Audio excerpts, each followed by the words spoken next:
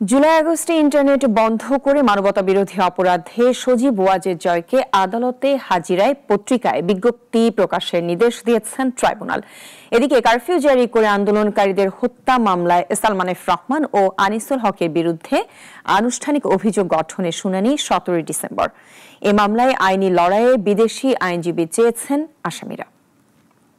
আজকে রাত্রেই কারফিউ দিয়ে এদেরকে শেষ করে দেওয়া। গণঅভ্যুত্থান চলাকালে কোনো এক সময়ের ফোনালাপ এটি। কারফিউ জারি নিয়ে কথা বলতে শোনা যায় আনিসুল হক ও সালমান এফ রহমানকে। ব্যাপারটা হচ্ছে আমার মনে হয় এগুলি টেলিফোনে আর বলা উচিত। প্রসিকিউশনের তথ্য বলছে সাবেক প্রধানমন্ত্রী শেখ হাসিনা সহ আন্দোলন দমনে নেতৃত্ব দেন আওয়ামী লীগের শীর্ষ নেতৃত্বের আরও 4 জন। এই গ্রুপের সদস্য ছিলেন সাবেক আইনমন্ত্রী আনিসুল হক ও উপদেষ্টা সালমান এফ রহমান। যে পূর্ব অনুমতি যদি তারা পায় তাহলে ট্রাইব্যুনাল সেই বিদেশি আইনজীবীকে এখানকার আসামিদের পক্ষে প্রতিনিধিত্ব করার জন্য পারমিশন দিতে পারবেন আর কি, এটা বলা আছে।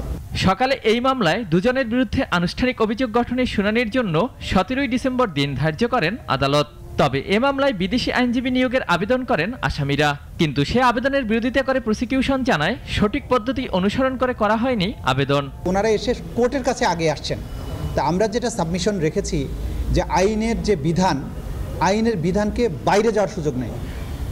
কোর্ট পারমিশন দিতে পারবেন বিদেশি আইনজীবীর জন্য যদি তাদের পূর্ব অনুমতি থাকে বার কাউন্সিল থেকে। এদিকে 3 সপ্তাহের আন্দোলনে বারবার বন্ধ করা হতো ইন্টারনেট সেবা। ইন্টারনেট বন্ধ করে গণহত্যার দায়ে সজীব ওয়াজেদ জয়কে আদালতে হাজিরায় পত্রিকায় বিজ্ঞপ্তির নির্দেশ দেন ট্রাইব্যুনাল। এ মামলায় অপর আসামি সাবেক আইসিটি প্রতিমন্ত্রী জুনায়েদ আহমেদ পলক এবং জয়ের বিরুদ্ধে আজকে একইভাবে হাজিরার জন্য নির্ধারিত ছিল একজন আসামি, অর্থাৎ সজীব আহমেদ ওয়াজেদ জয়। তিনি পলাতক আছেন, সেই জন্য তাকে আদালতে হাজির হওয়ার জন্য পত্রিকায় বিজ্ঞপ্তি প্রকাশের জন্য নির্দেশ দেওয়া হয়েছে। এদিন চানখারপুলে আনাসসহ 6 জনকে হত্যা মামলায় শেষ হয় সাক্ষ্য গ্রহণ। যুক্তিতর্ক উপস্থাপনে 15 ডিসেম্বর দিন ধার্য করেন আদালত। ওয়ালিউল রনি, নাগরিক, ঢাকা।